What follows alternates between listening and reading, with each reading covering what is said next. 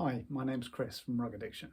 In this video, we will be looking at where rugs are made, in particular what countries have historically produced them, and some pointers as to how to tell the difference. The history of rug weaving goes back thousands of years, with the earliest surviving example being this Pazorit carpet dating from the 3rd or 4th century BC. Although the origins of rug weaving are speculative, for this video I will concentrate on the major areas of antique rug weaving and not necessarily in what chronological order areas started making rugs. As most antique rugs that end up on the market are from the 1850s to the early 1900s, I will focus on the major areas that were making them at that time. So how does one find out where a rug was made? I'm afraid that there is no simple answer, and nothing can beat many years of experience and handling thousands of rugs. It is a combination of design, colour, type of weave, quality of the wool. However, here are a few basics that should help. Rugs from this period were made throughout Iran, the Caucasus Mountains, Turkey, Turkmenistan, Afghanistan, India and China. We'll start with Chinese and Tibetan rugs, which are probably the easiest group to recognise as they look, well, quite Chinese, and they often incorporate recognisable Buddhist or Chinese symbols. There are many different types, such as this 1920s Chinese Art Deco carpet, this 1940s Chinese Pao Tao rug, and these two Tibetan rugs. I have grouped rugs from Afghanistan and Turkmenistan together as there are similarities. Predominantly woven in deep browny reds, they often feature repetitive all-over designs such as this 1920s Afghan carpet. The most recognisable of these designs is the Bukhara pictured here, a design that originated in Turkmenistan and inferior copies were subsequently produced in many countries. Possibly the most complex of all the areas are Persian or Iranian rugs. They were woven throughout Iran from large cities through to small villages and nomadic tribes, with rugs given the name of the place or tribe that made them. I have opted to group them into 3 categories: city, village and tribal.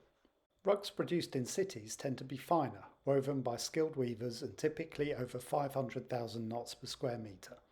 The designs are often extremely detailed with curvilinear designs. The best known of these include Qum, Kashan, Isfahan, Tehran, Yazd, Kerman, Mashhad and Tabriz.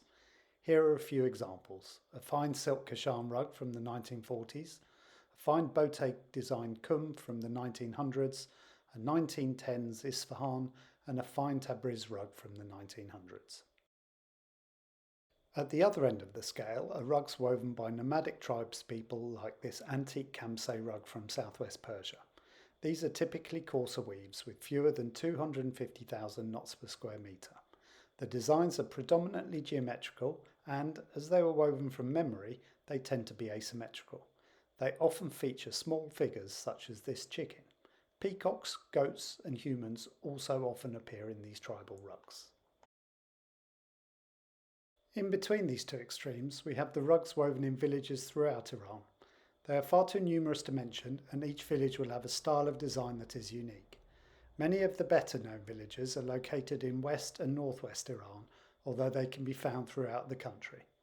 They tend to be coarser in weave than city rugs, but finer than tribal rugs, typically 250 to 500,000 knots per square metre. Here are a few examples of village weaving: a 1900s Mazlagan from West Persia, a 1910s Karajar from northwest Persia, and a 1900s Ferahan from West Persia.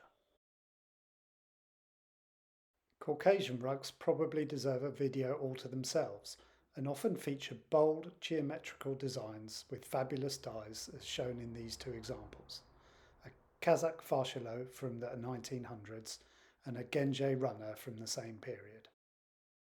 Turkish rugs also offer a wide variety ranging from bold geometrical village weaving like this small Konya rug to extremely fine silk rugs like this Herike. Finally, an additional little tip to work out where a rug was woven is to have a look at the type of knot. Remember the 2 types of knot in the previous video? Although there are many exceptions to this rule, generally speaking, areas to the west of this line use the Turkish knot and areas to the east use the Persian knot. So thank you for watching. I hope you found this video useful. Next time we will be looking at what to look out for when buying an antique rug, in particular regarding condition and the most common issues with antique rugs. Thank you for watching. Goodbye.